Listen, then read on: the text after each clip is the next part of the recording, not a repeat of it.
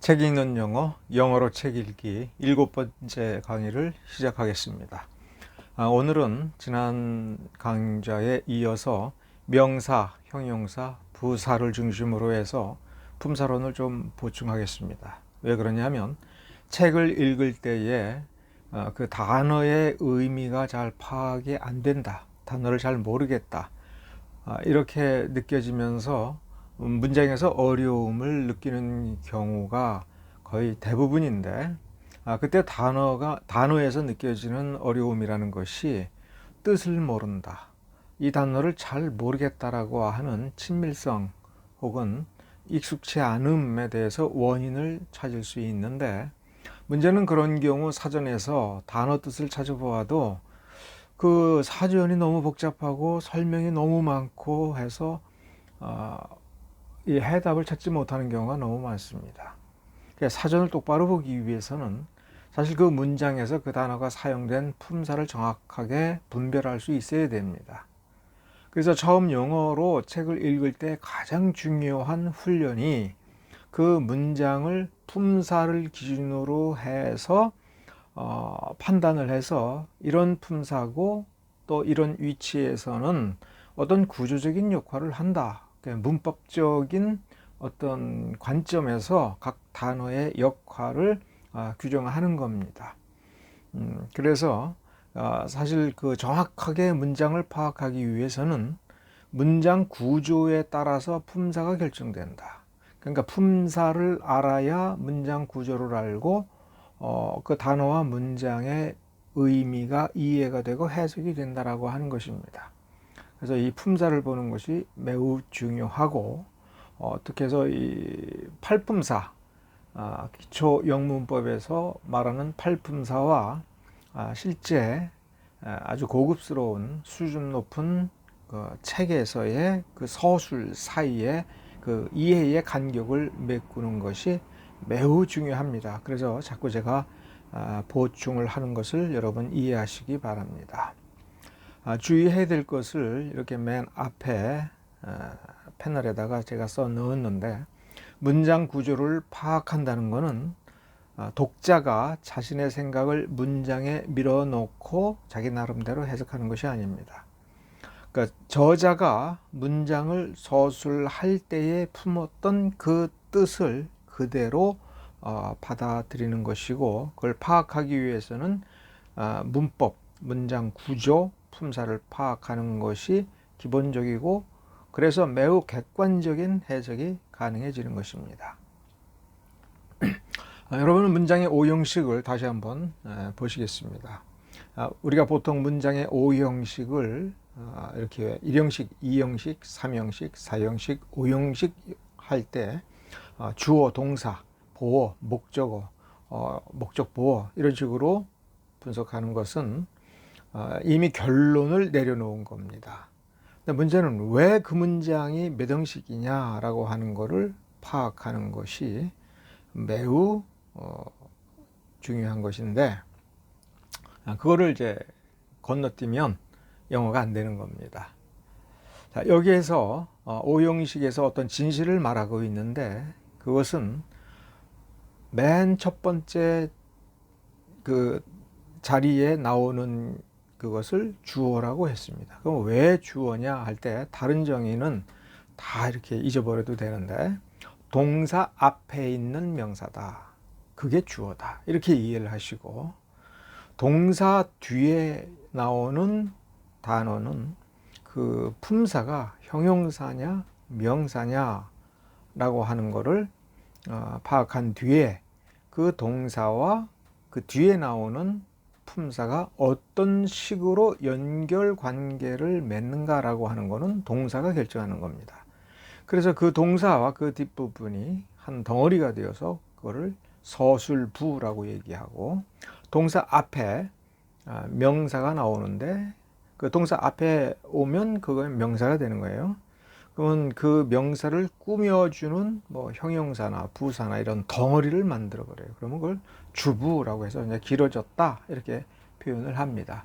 중요한 것은 동사를 찾는 것, 그 다음에 그 동사 앞에서 그 동사의 주어 노릇을 하는 명사를 찾는 것. 근데 그것은 번역해서 아는 게 아니고요. 그래서 이 중학교 1학년, 2학년의 매우 단순한 구문에서는 번역하면 대충 알 수 있어요. 그런데 책으로 들어가면, 어떤 그 전공 서적이나 중요한 내용의 책으로 들어가면 번역해서는 알 수가 없어요. 그러면 이 책으로 들어갈 때에는 문장 구조를 보는 눈이 훈련이 잘 돼서 숙달되어서 복잡한 문장도 구조를 단순 명쾌하게 보는 눈이 열려 있어야 되는 겁니다. 자, 다시 한번 좀 정의를 내려보면, 명사를 문법책에서는 생물체나 무생물체의 이름을 나타내는 말, 그래서 이름 그런 거예요. 근데 그것은 저 명사라고 하는 라틴어 혹은 영어 단어를 한자로 대응시켜서 그 한자를 풀이한 것입니다.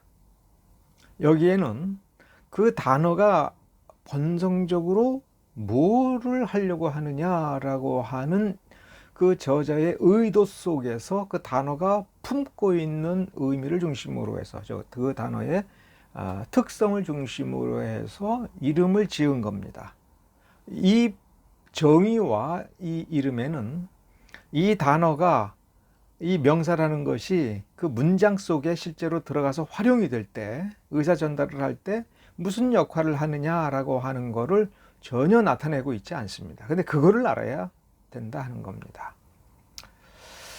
좀 더 이 명사가 뭔가라고 하는 거를 이해하기 전에 이 품사론, 영어의 품사론에 대해서 이렇게 살펴보면 BC 4세기에 아리스토텔레스의 논리학 저술인 오르가논이라는, 그러니까 간단히 얘기하면 논리학 책입니다. 거기에서 이 아리스토텔레스가 그 나운에 해당하는, 명사에 해당하는 어떤 개념을 제시한 겁니다. 그것을 중세 라틴 문법학자들이 집대성해서, 즉 라틴어 문법을 완성해가는 과정에서 발전시켰고, 18세기쯤에 와서부터는, 그때부터 18세기에서 19세기에 영국의 문법학자들이 영어 문법을 만들면서 품사론을, 특히 명사에 관한 정의를 발전시킨 겁니다. 그러니까 사물의 이름, 생물이나 무생물체이든 어떤 존재하는 그 실체라면 이름이 있을 테니까 그 이름을 나타내는, 그게 명사다라고 하는 이 개념은 BC 4세기서부터 18, 19세기까지 이르러 문법적으로 명사라는 어떤 그 정의를 형성한 것이죠.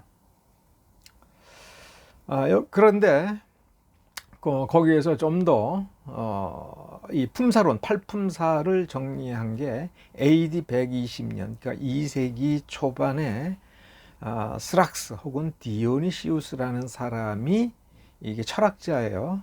이게 팔품사론을 정리했습니다.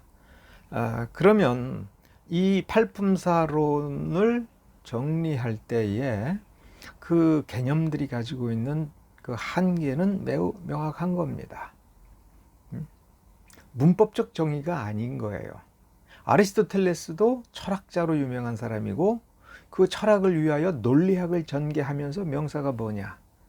그 다음에 스락스, 즉 디오니시우스도 철학자예요. 그 사람이 철학을 전개하기 위하여 그 철학을 표현하는 문장, 단어들의 어떤 그 소분화를 해서 그 구조들, 그 요소들을 이해하기 위하여 정립을 한 것이 팔품사론입니다. 그러니까 철학적인 거예요. 근데 철학적인 어떤 개념을 외우고 문법에 통달되기를 기대할 수는 없는 겁니다.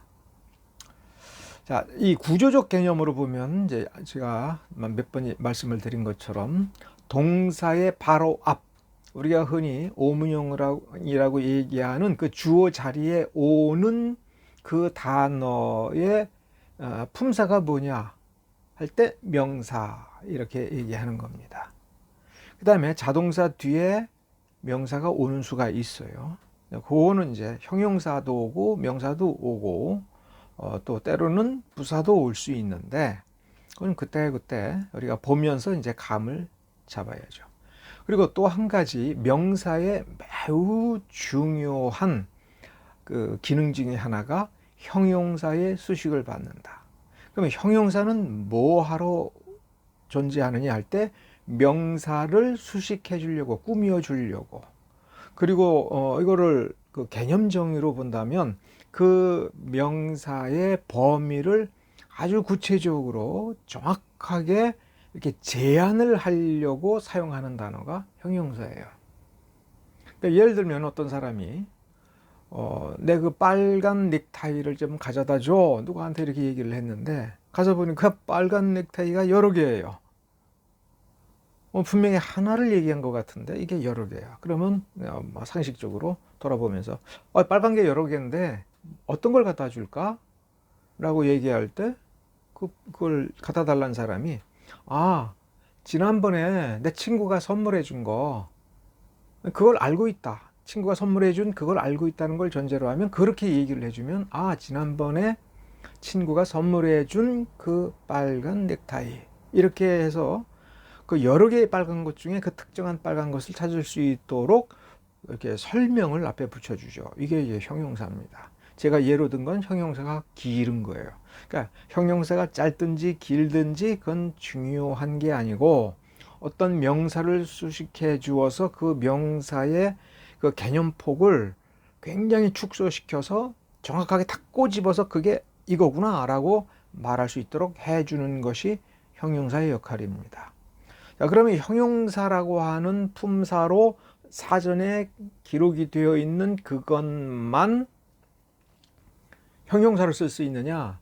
이렇게 또 무의식적이라도 정의를 하면 안 됩니다. 어떤 명사도 형용사로 쓸 수 있어요. 그래서 복합명사, 즉 두 개의 명사가 실제 문장의 어느 부분에 복합명사가 딱 등장해서 하나의 개념을 형성할 때 이 두 개의 복합명사가 하나는 어떤 역할을 하고 또 다른 하나는 어떤 역할을 하는지 그거를 명확하게 분석적으로 이해하는 훈련을 해야 돼요. 예를 들어서 sleeping bag 그러면 sleeping과 bag이라는 이 두 개의 단어가 결합이 돼서 우리가 흔히 아는 침낭이라고 하는 하나의 명사를 형성합니다. 그러면 bag은 분명히 명사인데 슬리핑은 품사가 뭘까? 이걸 질문을 해야 된다는 거예요. 공부를 할 때는. 그러니까 슬리핑이 형용사냐, 명사냐, 동명사냐. 그럼 이게 영어에서는 어떻게 이게 달라지느냐 하면 슬리핑이 형용사면 The bag is sleeping 이렇게 하나의 완전한 문장으로 만들어 보면 백이 잠자고 있어요. 아니 침낭이 잠을 잘 때가 있고 깨어 있을 때가 있습니까? 그거 아니잖아요. 그리고 또 독서실 그럴 때 영어 표기가 reading room이에요. 그럼 앞에 있는 reading이 형용사면 the room is reading. 아니 방이 책을 읽고 있어요? 사람이 책을 읽는 거죠. 그러니까 이게 개념이 정확히 형성이 안 될 때 이 슬리핑이나 리딩 같은 단어를 ing가 붙었다고 해가지고 형용사라고 하면 안 되는 겁니다. 이거 형용사라고 하는 것이 아니다. 이거는 명사, ing가 붙은 명사니까 동명사다라고 한다면 이거는 이 인토네이션 자체가 좀 달라져요. 그냥 무조건 단어를 말하면 그냥 알아는 들어주지만 정확한 영어는 아닌 거예요. 이 단어의 품사를 알고 이게 형용사가 아닌 명사다라고 하는 것을 발음의 인토네이션으로 상대방에게 들려줄 때의 의사전달이 오류가 없이 오해의 여지가 없이 정확히 전달이 되는 겁니다. 그러니까 말하는 사람도 품사를 알아야 되고 듣는 사람도 그 문장 구조와 그 다음에 이 사람의 발언을 통해서 그 ing가 붙은 것이 그 명사 앞에 있을 때 이 ing가 붙은 이 단어가 형용사인지 명사인지 그거를 알아듣기 쉽게 정확하게 말을 해주는 그 요령을 몸에 익히는 게 문법 훈련이라는 겁니다. 자, 우리 this를 한번 생각을 해봐요. this. 영어는 쉬운 단어가 어려운 겁니다. 어려운 단어는 어쩌다 한번 나오는 거는 심지어 평생에 한번 볼까 말까 한 단어는 굉장히 이거 처음 보고 해도 굉장히 어려울 거라고 생각하는데 이런 거는 오히려 단순해요. 사전 한번 찾아보면 되고 잊어버려도 돼요. 1년에 한 번 쓰는 거, 10년에 한 번 나올까 말까 하는 거 잊어버렸다고 해서 영어가 안 되는 게 아닙니다. 그런데 입을 열었다 하면 나오는 단어, 특히 불규칙 영어 동사 같은 경우 그 불규칙의 변화를 하는 그 동사들은 불규칙이라면 미국 사람들도 헷갈리는 거예요. 그런데도 참 능숙하게 쓴다는 거는 그게 수시로 아무 때나 항상 나오니까 그게 파악이 안 될 수가 없는 거예요. 그래서 불규칙이 전혀 불편하지 않을 정도로 많이 사용하는 거니까 그거를 익숙하게 하려고 계속 반복해서 또 확인을 해보는 습관을 먼저 들여야 돼요. 디스도 마찬가지입니다. 이거 용례가 상당히 많아요.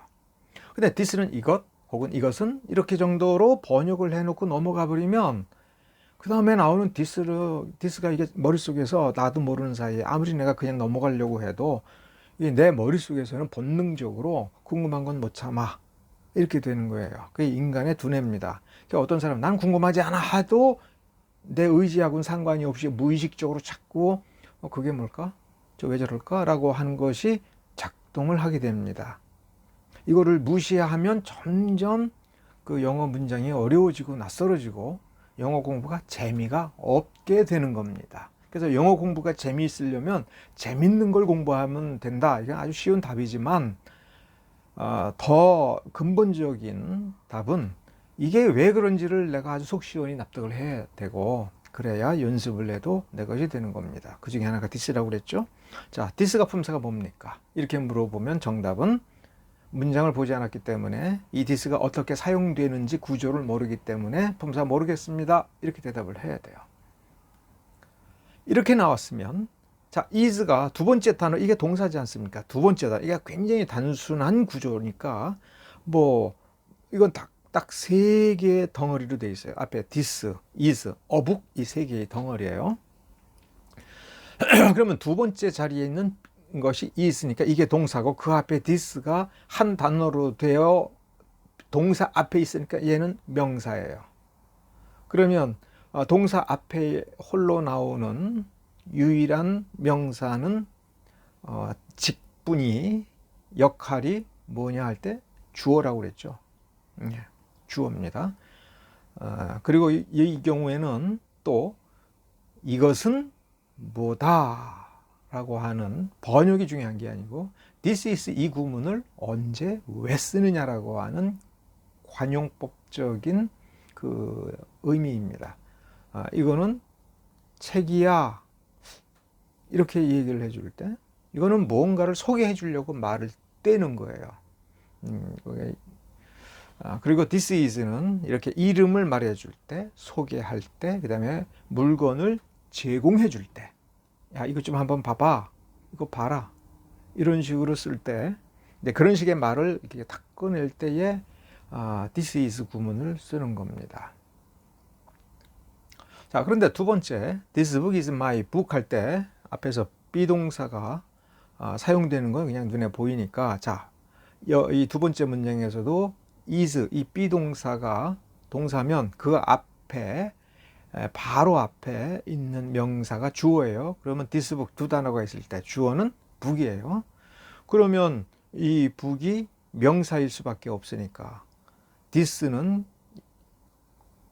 이 명사를 꾸며주는 형용사가 되지 않으면, 그리고 this도 명사라고 한다면 비동사 앞에 두 개의 명사가 오죠.